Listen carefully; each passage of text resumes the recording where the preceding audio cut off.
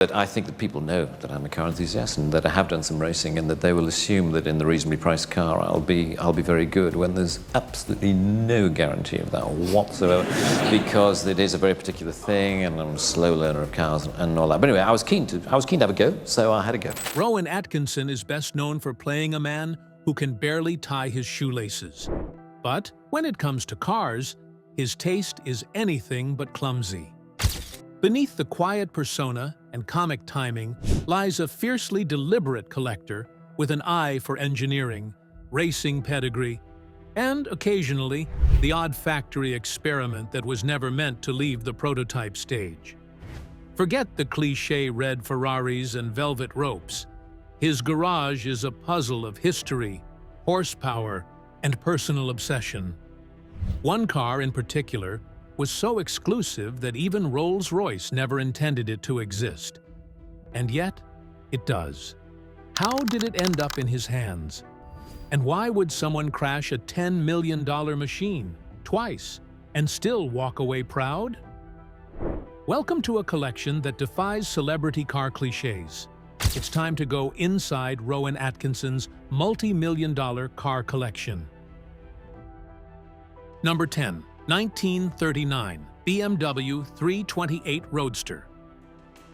Rowan Atkinson's 1939 BMW 328. Roadster isn't just another rare vintage car, it's a motorsport icon. This particular model won the Mille Miglia, one of the most legendary and grueling endurance races in history. That victory alone elevates its historical value, but the story goes deeper. The winning car was piloted by Huschke von Hanstein and Walter Bäumer, both racing under the swastika during Nazi-era Germany. It's a sobering detail that reflects the complex legacy of pre-war motorsport and adds layers of historical weight to this particular vehicle. The BMW 328 Roadster was a technical marvel for its time. Produced between 1936 and 1940, only 464 examples were made. It featured a lightweight aluminum body over a tubular steel ladder frame and had a 2.0-liter inline-six engine that pushed out around 80 horsepower. That doesn't sound like much today, but back then, it gave the car a top speed of 93 miles per hour and enough agility to dominate races across Europe. The model was a direct precursor to post-war sports car engineering and is often cited as a foundational influence on BMW's performance DNA. Rowan's 328 is said to be completely restored and carefully maintained. This is quite understandable considering its history and its possible auction value that can run into several $1 million. Much information on how and when Atkinson bought this particular car is up in the air, although he was seen driving it in the 2011 Mille Miglia retrospective event, giving the impression that it is certainly more than a static showpiece. It is hard to tell how much he paid for it, but others will have gone upwards of $600,000 in the past few years, and race-winning or historically significant examples will go for much more than that. This is not a car for a leisurely Sunday drive. It's a machine of a certain history etched into its panel's race car museum artifact. And yet, despite Rowan Atkinson's very well-documented habit of enjoying his cars instead of locking them away, one wonders whether even he feels somewhat apprehensive about driving this one. After all, for someone with a penchant for crashing McLaren F1, almost twice an indentation in this BMW 328 Roadster would be an entirely different level of tragedy.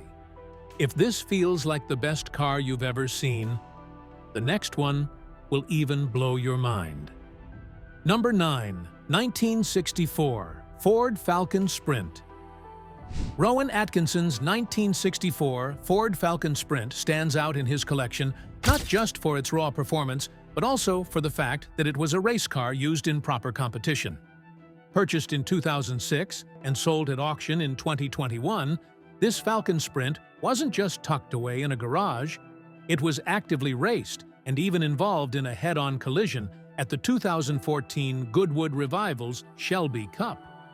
It's worth noting that the Goodwood revival is a serious event for classic motorsport enthusiasts, not a casual track day, so the incident reflects Atkinson's genuine involvement in racing culture, not just collecting. The Falcon Sprint was a performance-focused version of Ford's compact Falcon model, and Atkinson's car was no exception.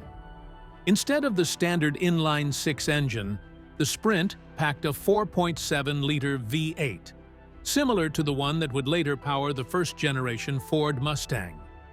With its light body and powerful engine, the Sprint had strong motorsport credentials, particularly in rally and circuit racing during the 1960s.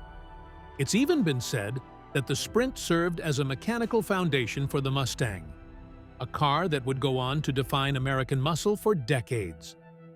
Atkinson, as it is known, does a good deal of driving in his cars on the circuit, and in terms of severity of impact, the crash in 2014 while using the car really did not retire it. He called the damage comparatively minor. However, heads turn at any incident involving a vintage race car, even more so when it belongs to a celebrity. Eventually, the Falcon Sprint went through the auction via Silverstone Auctions and gathered around $77,000 or so, roughly 56,250 pounds. It would probably seem a rather low value next to the other vehicles in Atkinson's garage, but for a niche enthusiast model with documented racing history and celebrity ownership, one might say price and value were fair.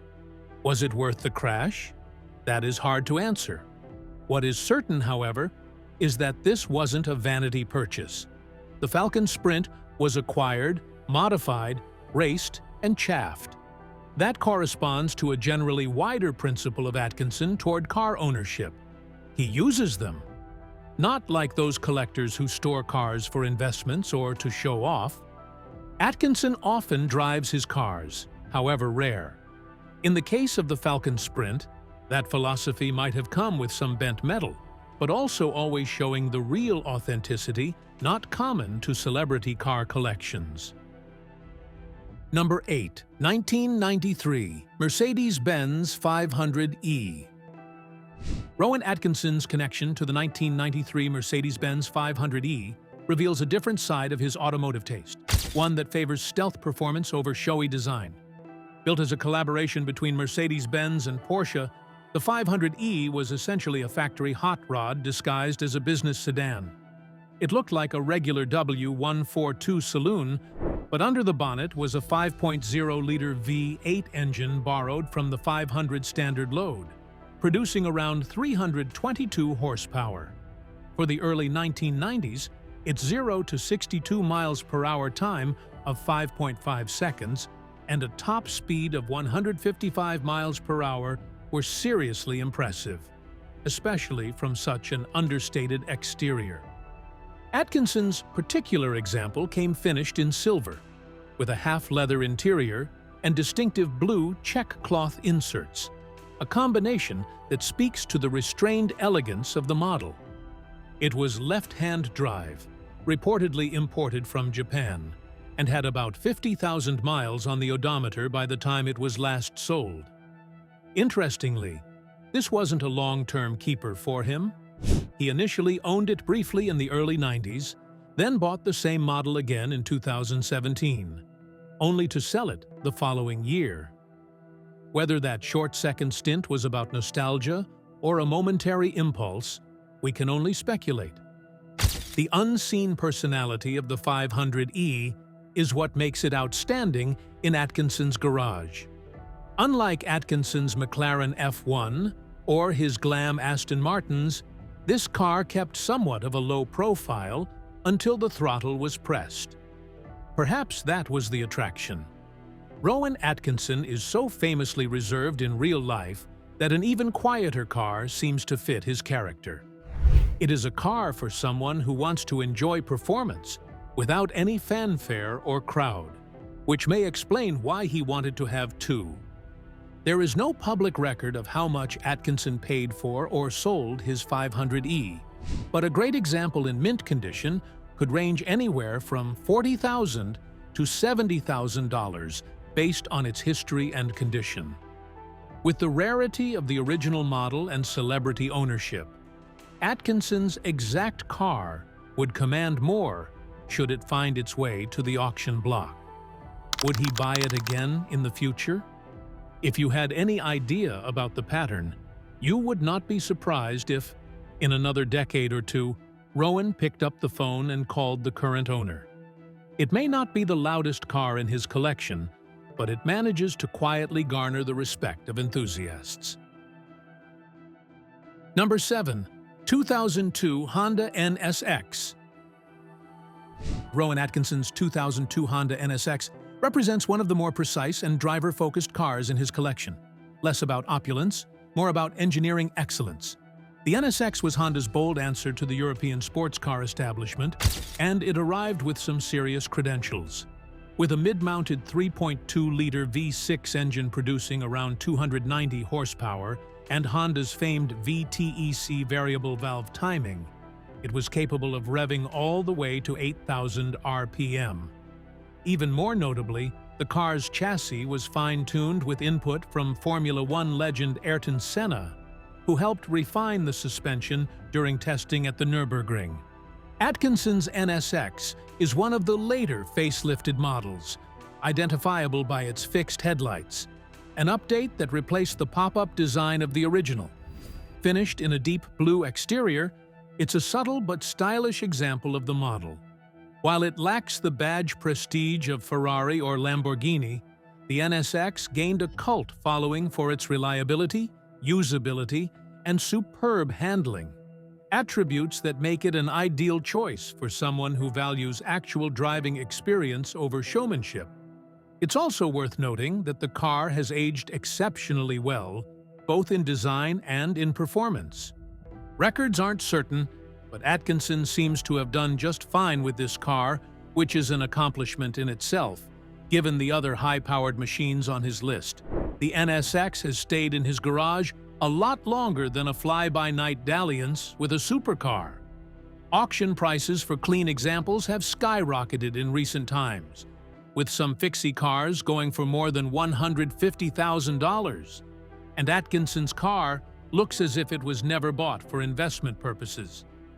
It goes with his reputation for choosing cars on engineering or character grounds alone, and not for curbside value. So why does the NSX reside inches away from V8 Grand Tourers and ultra-rare supercars? Perhaps because it stands for less, high performance on a low-fat diet. It's a driver-oriented car through and through, and in many ways, its style and tech speak to the classically understated soul of Atkinson himself. Whether he uses it on a daily basis or periodically takes it out of the garage for some weekend fun, there's no question that the NSX holds its own among giants. Number 6. 1977 Aston Martin 8 Vantage. The 1977 Aston Martin 8 Vantage holds a special place in Rowan Atkinson's collection, not just because of its rarity or performance, but because it was his first serious car acquisition. He bought it in 1984, just as his career was taking off, and it's one of the few cars he has held onto for decades. Finished in burgundy, a color Atkinson seems to favor across multiple cars, this particular V8 Vantage is an early model of what was then referred to as Britain's first supercar, thanks to its combination of high-speed performance and luxury craftsmanship. At its heart, the V8 Vantage came equipped with a 5.3-liter naturally aspirated V8 engine producing 389 horsepower, a substantial figure for the late 1970s. With a top speed nearing 170 miles per hour and 0 to 60 acceleration in around 5.2 seconds, it wasn't just fast by British standards, it was competitive on a global level. The styling drew inspiration from American muscle cars, but the detailing and execution were unmistakably British. Often described as a muscle car in a Savile Row suit, it straddled the line between raw power and refined design, something that likely appealed to Atkinson's sensibilities. It is quite interesting how this car starred in a movie with Johnny English Strikes Again, merging Atkinson's automotive interest with his persona on screen. While some collectors will keep their classics off-road and only for their private use, Atkinson's choice to include the Vantage in a movie set bespeaks his pragmatic relationship with his vehicles. It is not just about owning rare cars, it is also about using and showing them when reasonable. And this may include a movie. It is also one of the few cars in his garage that has probably avoided severe crashes. The long-standing presence of this car in his collection means it has some sentimental value beyond just that which is mechanical or historical. Jeremy Clarkson was produced several years back, and the price of the V8 Vantage has steadily appreciated during that time. And today, models in good condition have prices from $200,000 to over $300,000 depending on provenance. And Atkinson's would have surely landed on the high end of that spectrum, considering its celebrity ownership and the fact that it featured in a film. Nevertheless, the fact that he has so long kept it probably makes it one of the most unwanted cars to end up at an auction. This was supposedly the place where the collection began, or rather, the place where it transgressed from being a hobby to something much more personal. You might want to brace yourself, because this next one redefines the term next level. Number 5, 2014 Bentley Mulsan Birkin Edition. Among the most exclusive and luxurious cars in Rowan Atkinson's garage is the 2014 Bentley Mulsan Birkin Edition. Named in honor of Sir Henry "Tim" Birkin, a legendary figure from Bentley's racing history, this limited edition model was produced in extremely low numbers, with only 22 examples made exclusively for the European market. Unlike standard Mulsans, the Birkin edition came with bespoke features, special badging, and unique color schemes, including ghost white, damson, and a striking two-tone fountain blue over dark sapphire. It's unclear which color Atkinson chose, but any variant would have stood out at a red carpet event or a private garage. The Mulsan Birkin edition wasn't just about cosmetic upgrades, it was powered by Bentley's 6.75-liter twin-turbocharged V8 engine, producing 505 horsepower and a staggering 752 pound-foot of torque. Despite its size and weight, the car could accelerate from 0 to 60 miles per hour in just under 5 seconds. Impressive for a full-sized luxury sedan. The interior reflected Bentley's highest level of craftsmanship, with diamond-quilted leather, bespoke tread plates, and polished aluminum inserts. Rear passengers were treated to iPad-powered entertainment systems and reclining seats, emphasizing that this was a vehicle designed as much for being driven in as for driving. The fact that Atkinson portrayed Birkin in the 1995 television film Full Throttle adds a significant dimension of personal relevance to Atkinson. Hence, this car has become more than another fabulous, ultra-luxurious cruiser. The price of the Birkin edition was never advertised by Bentley, but it's estimated to be close to $450,000, with some going over the $500,000 mark according to options. Whether Atkinson paid full price or got it on different terms because of his association with the brand or the film now remains unknown. It is also not publicly known just how much Atkinson uses the Mulsan Birkin edition. It could be that, given its rarity, it is just a car in a collection. But given his known philosophy of using, rather than warehousing his cars, one wouldn't be surprised if the car has a few real-world miles on it. Irrespective of that, the Mulsan Birkin finds its place in his collection not only based on its worth and craftsmanship, but also as a pointer towards Bentley's storied past, and indirectly, Atkinson's own role in taking that history to the screen.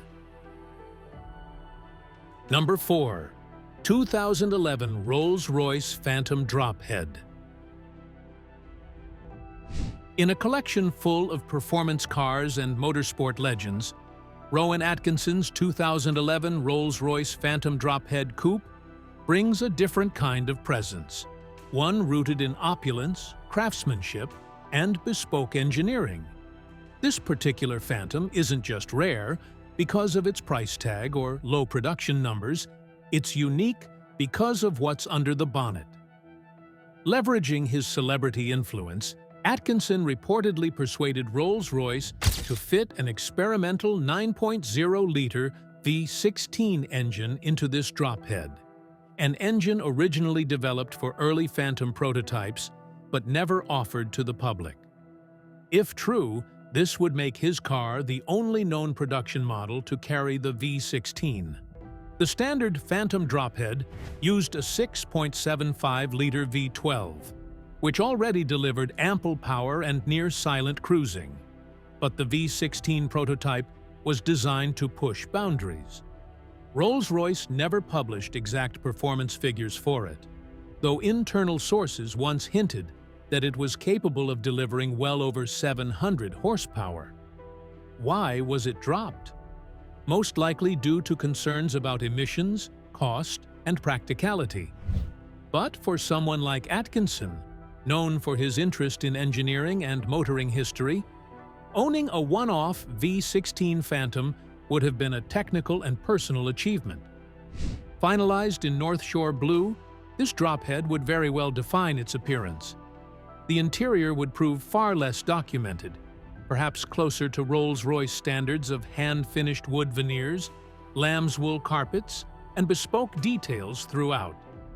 Here, as with all Phantom dropheads, one would find features such as rear-hinged coach doors, a teak-decked rear, and a starlight headliner.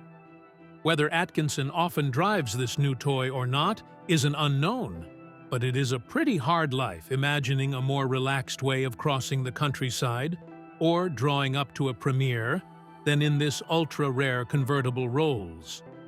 Although no official sale price has ever been issued to the public, the normal Phantom drophead sold for around $500,000 when new. But given this experimental V16 engine, combined with Atkinson's ownership, if ever put up for auction, it would fetch far more today.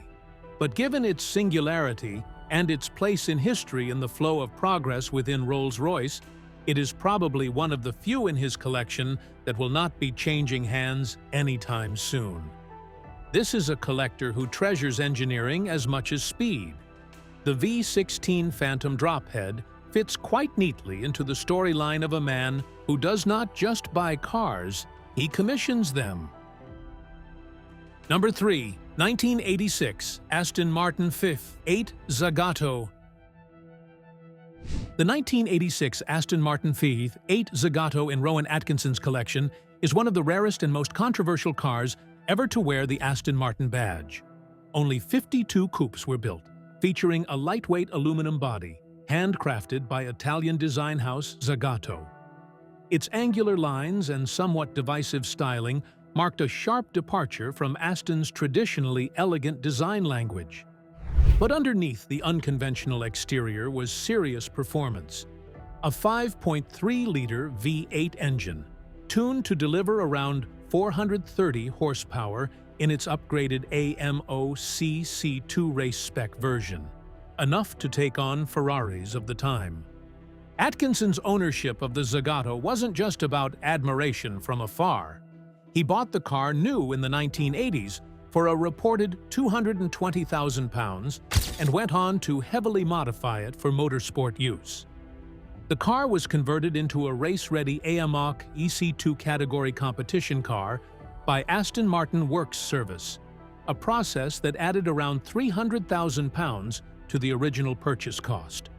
The result was a highly specialized one-off, reflecting Atkinson's well-documented desire to actually use his cars, sometimes aggressively.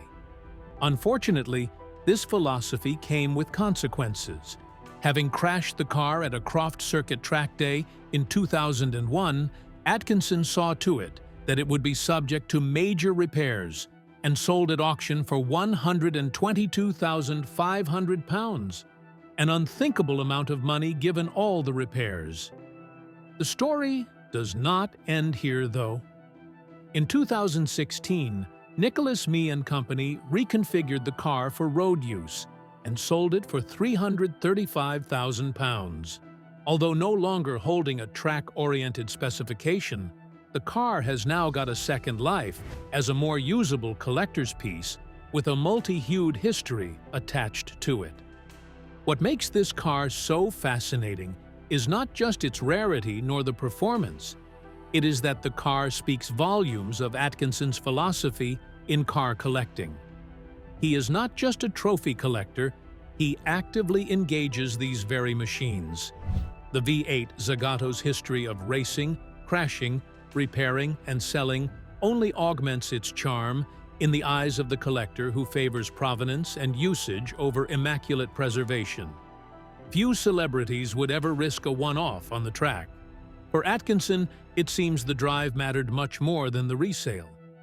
Equally intriguing is how the car's journey mirrors a shift in how classic performance vehicles are valued, not just in terms of money, but story. Atkinson's Zagato, now well known for its dramatic past, stands as a case study in how wear, repair, and personal involvement can elevate a car's cultural worth. The scars, both mechanical and historical, don't detract from its appeal. They enrich it. Collectors today often seek cars with character and traceable narratives, and few come with as vivid a backstory as this one. In that sense, the V8 Zagato may be one of the few cars in his collection that truly embodies the phrase, driven, not just owned. Number 2. 1997 McLaren F1. If there's a crown jewel in Rowan Atkinson's car collection, it's almost certainly the 1997 McLaren F1. Designed by Gordon Murray, the F1 is widely considered one of the greatest road cars ever built. Just 106 were produced, and Atkinson's was chassis number 061, a car he purchased new in March 1997 for just under £540,000. Featuring a central driving position, naturally aspirated 6.1-liter V12 built by BMW, and no traction control or ABS, the F1 was engineered with purity in mind. With a top speed of 240 miles per hour, it was the fastest production car in the world at the time. Unlike many owners who treat these cars as museum pieces, Atkinson actually drove his. A lot. Over his 17 years of ownership, he reportedly racked up over 41,000 miles. A huge number for a car of this value and rarity. But that dedication came with consequences. The F1 was involved in 2 accidents, a minor one in 1999 and a far more serious crash in 2011, when Atkinson lost control and hit a tree and a road sign. The damage was so extensive that the insurance payout for repairs, around £910,000, remains one of the largest ever recorded in the UK. McLaren Special Operations spent a year repairing the full restoration of the car to an even better than new condition. Surprisingly, such a huge crash history did quite the opposite of reducing the market value. The F1 sold for around £8 million in 2015, with Atkinson selling Ferrari through Taylor and Crawley, making a handsome profit even with the repair history. This confirms what many have suspected, that provenance, especially when it comes to celebrity ownership and well-documented history, can add a substantial amount of value to a car this iconic. McLaren F1 values have skyrocketed even higher today, with some examples exchanging hands for greater than $20 million. Might Atkinson have held off for more? Maybe. But in truth, that is not a story for someone who has always put driving experience ahead of speculative market trends. The actual story is that of usage. Few F1s have done as many miles, while even fewer have seen this extent of restoration. Whether the crash was unfortunate or simply meant to be, the fact is that Rowan Atkinson did not just own a McLaren F1, he truly lived it. What also sets Atkinson's F1 story apart is how his use of the car challenged the norm of high-end car collecting. In an era where ultra-rare vehicles are often bubble-wrapped and hidden away for value appreciation, Atkinson took the opposite approach. He regularly commuted in the F1, took it on road trips, and showed up at public events behind the wheel. This wasn't just eccentricity, it was a quiet critique of car culture's increasing detachment from driving. By putting real miles on a car many would never dare move off a trailer, Atkinson helped reinforce what the McLaren F1 was truly built for: driving. His ownership wasn't just notable because he was a celebrity, but because he used the car as intended. And in doing so, he may have given it one of the most authentic histories of any F1 in existence. Get set. The final reveal might just be the most jaw-dropping piece in Atkinson's collection. Number 1. 1951. Jaguar Mark 7. The oldest car in Rowan Atkinson's garage isn't just a classic, it's a competition veteran. His 1951 Jaguar Mark 7 is a full-size luxury saloon that, somewhat surprisingly, carved out a name for itself in motorsport during the 1950s. Atkinson didn't just collect this car, he raced it. Over the years, he entered the Mark 7 in a number of historic events and club-level competitions across the UK, winning several trophies. This aligns with his broader approach to car ownership. He prefers to drive, not just display, even when it comes to vintage machinery. Jaguar produced the Mark 7 between 1950 and 1956, and it quickly gained a reputation for balancing refinement with performance. It came with a 3.4-liter inline-six engine, shared with the XK120 sports car, and featured a top speed of just over 100 miles per hour, quite fast for a large saloon in the early post-war era. The model was also one of the first Jaguars to be offered with an automatic transmission, introduced in the 1952 model year.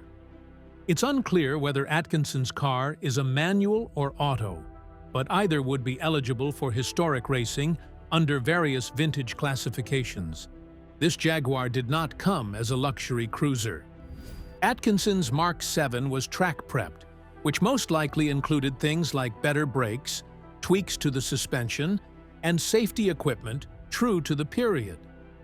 He has been seen racing in events such as the Goodwood Revival and various classic saloon car races. Competing in a heavy vehicle like this requires great skill and a good measure of mechanical sympathy, since most of the competition is less heavy and rather light-footed. The fact that he decided to put it in active racing and was rumored to be so good at it is a real testimony to his genuine interest in vintage motoring. This Jaguar is worth less in a monetary sense than either the McLaren F1 or the Aston Martin Zagato, being a vehicle with greater sentimental value and historical weight.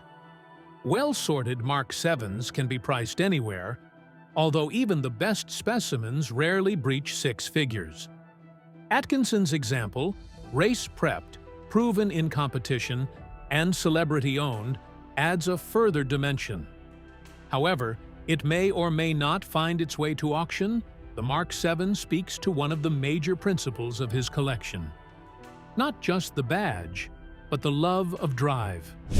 In a garage full of million-pound exotics, it's telling that one of the most frequently raced automobiles is also one of the most humble. Beyond its race history and understated value, the 1951 Jaguar Mark 7 also represents a deeper philosophy that runs through Atkinson's collection: his appreciation for engineering over ego. While many collectors chase exclusivity and aesthetics, Atkinson often leans toward vehicles that offer a tactile, mechanical connection. The Mark 7, with its period quirks and analog driving dynamics, delivers just that.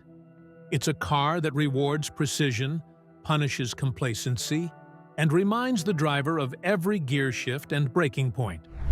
For someone who could afford any modern hypercar, choosing to master a heavy post-war saloon on track days says a lot. It's not just about speed or spectacle, it's about the challenge, and maybe even the joy of being slightly out of step with convention. And that's a wrap on Rowan Atkinson's jaw-dropping car collection, where engineering meets obsession. If you enjoyed this deep dive, give it a thumbs up, drop your thoughts in the comments, and don't forget to subscribe for more stories from the garages of the unexpected. Ready for another surprise? Click the video on screen now. You won't believe which celebrity car we're breaking down next.